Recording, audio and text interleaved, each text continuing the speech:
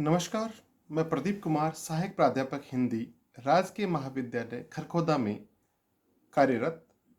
आज का हमारा विषय हिंदी साहित्य के अंतर्गत काल विभाजन एवं विभिन्न कालों का नामकरण। तो चलिए शुरुआत करते हैं आज के विषय को, जो इस प्रकार है।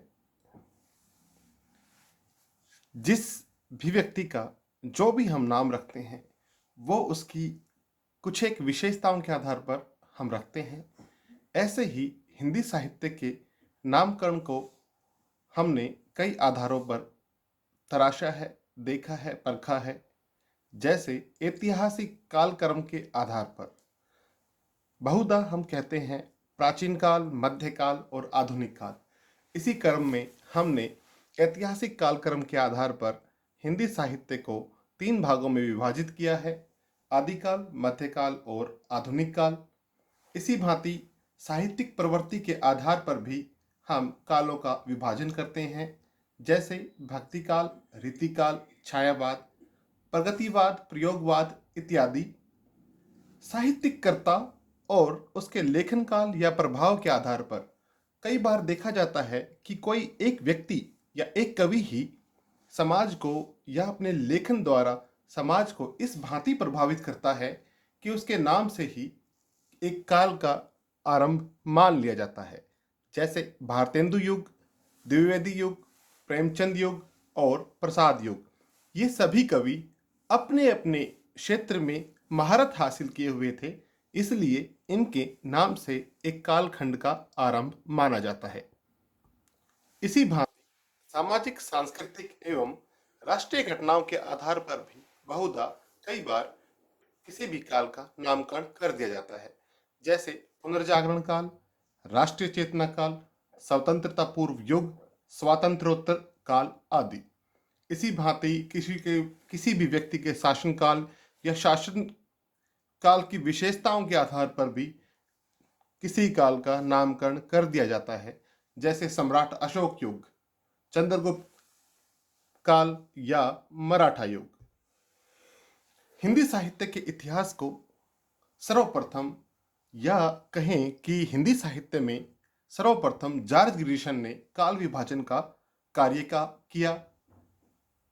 इससे पहले हिंदी साहित्य के काल विभाजन और नामकरण का प्रयास न तो गारसा दत्त दासी ने किया और न ही शिव सेंगर ने इस तरह का कोई प्रयास किया। इस संदर्भ में प्रथम प्रयास जॉर्ज ग्रिशम ने अपने ग्रंथ the modern vernacular literature of Hindustan में किया।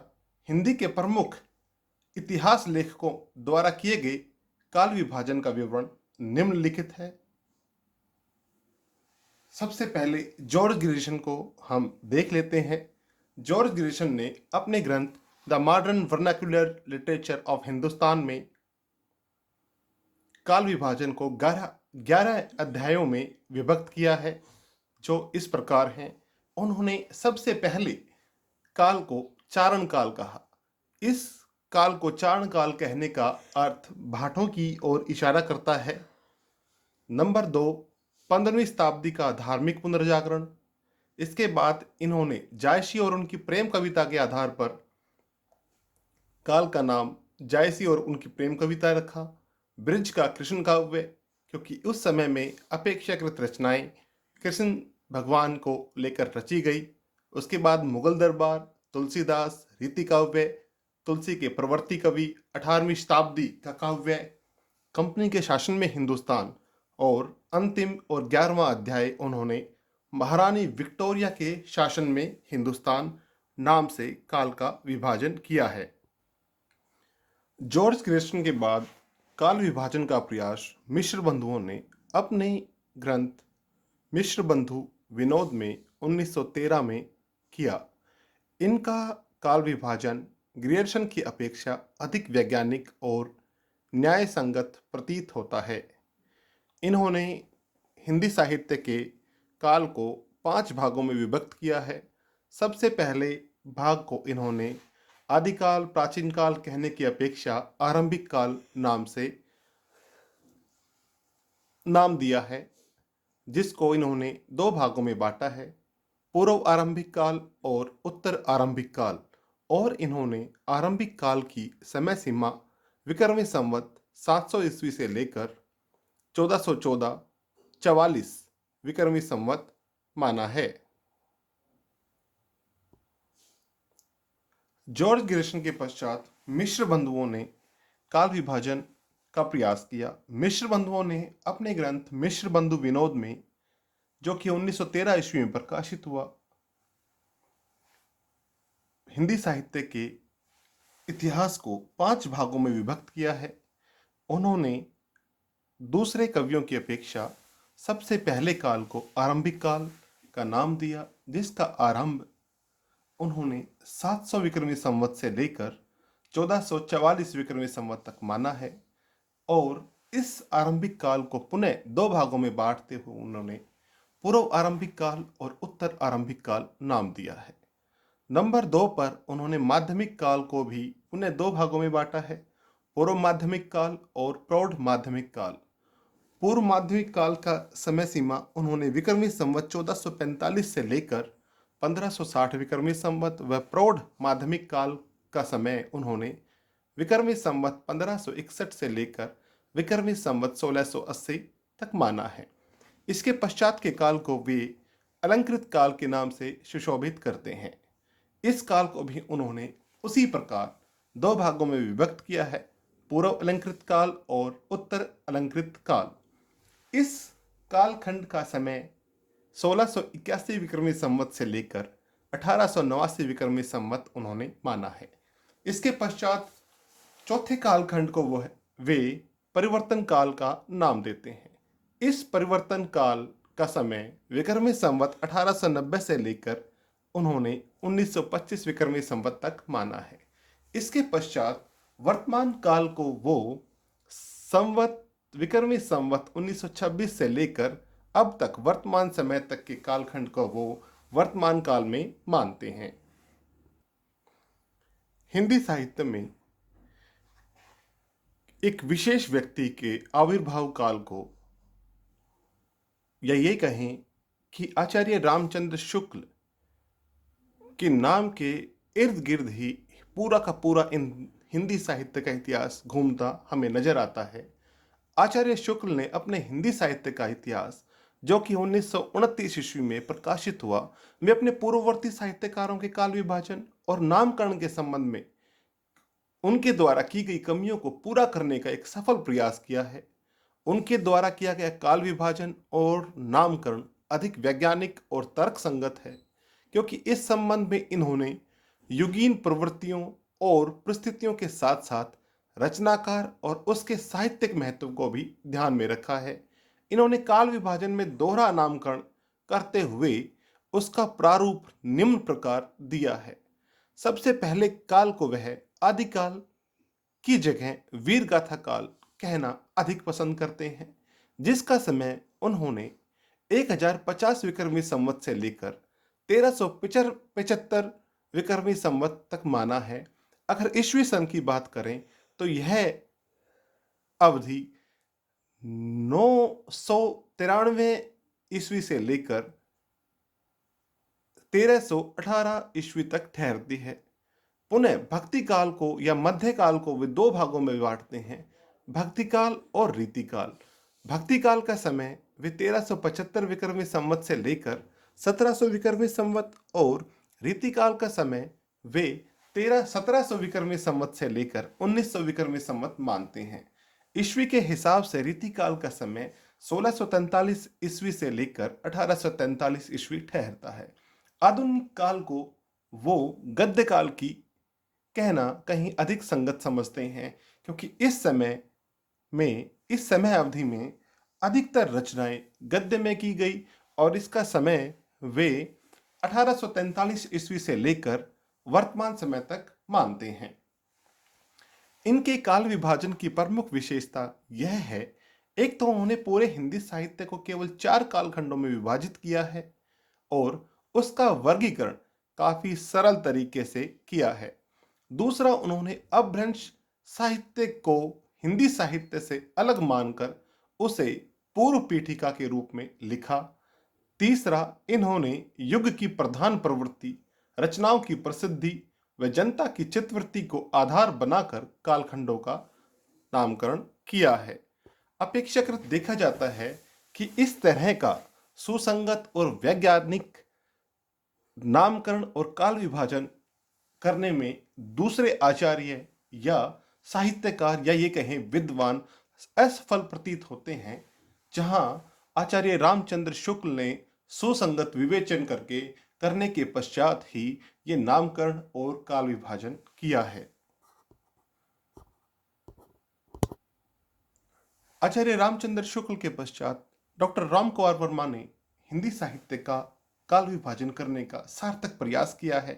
डॉक्टर राम कुमार वर्मा ने अपने इतिहास ग्रंथ हिंदी साहित्य का आलोचनात्मक इतिहास, जो कि 1938 ईस्वी में प्रकाशित हुआ, में हिंदी साहित्य के इतिहास को 5 कालखंडों में विभाजित किया है: संधिकाल, चारणकाल, भक्तिकाल, रीतिकाल और आधुनिक काल। जॉर्ज ग्रिशम की भांति ही उन्होंने संवत 1000 से लेकर 1375 विक्रमी संवत तक के समय को चारण काल कहा है, लेकिन उनसे एक कदम आगे चलते हुए उन्होंने उससे पूर्व कालखंड को संधि काल नाम दे दिया है, जिसका समय उन्होंने विक्रमी संवत 750 से लेकर 1000 विक्रमी संवत माना है। तीसरे काल को अन्य कवियों की भांति या अन्य आचार्यों की भांति वे भी भक्ति काल कहना अधिक तर्क संगत समझते हैं और उन्होंने इनका समय आचार्य रामचंद्र शुक्ल के अनुसार ही विक्रमी संवत 1375 से लेकर 1700 विक्रमी संवत माना है। रीतिकाल का समय भी उन्होंने आचार्य रामचंद्र शुक्ल से प्रभावित उनका प्रतीत होता है। उन्होंने भी विक्रमी संवत 1700 से लेकर 1900 विक्रमी संवत तक के कालखंड को रीतिकाल व विक्रमी संवत 1900 से लेकर अब तक के समय को वे आधुनिक काल कहना ज्यादा श्रेयस्कर समझते हैं। इनके काल विभाजन में कोई मौलिकता नहीं है, जैसा कि हम ऊपर देख ही चुके हैं। तकरीबन दूसरे विद्वानों से प्रभावित इनका काल विभाजन है। इन्होंने अपभ्रंश साहित्य को हिंदी साहित्य में शामिल करके उसका नाम संधिकाल रख दिया है। आचार्य डॉक्टर राम कुमार वर्मा के पश्चात डॉक्टर नगेंद्र ने काल विभाजन का बहुत ही सार्थक और सुंदर काल विभाजन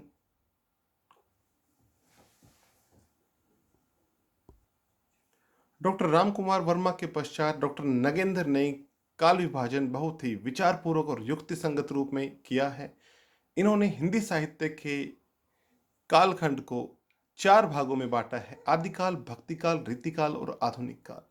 आदिकाल का समय वे 7वीं शताब्दी के मध्य से 14वीं शताब्दी के मध्य तक मानते हैं। भक्ति काल का समय वे 14वीं शताब्दी के मध्य से लेकर 17वीं सदी के मध्य तक, व रीतिकाल का समय वे 17वीं शताब्दी के मध्य से लेकर 19वीं शताब्दी के मध्य तक मानते हैं। वह आधुनिक काल को वे 4 अलग अलग भागों में बांटते हैं। सबसे पहले कालखंड को, जिसे हम भारतेंदु युग के नाम से जानते हैं, वे पुनर्जागरण नाम से संबोधित करते हैं।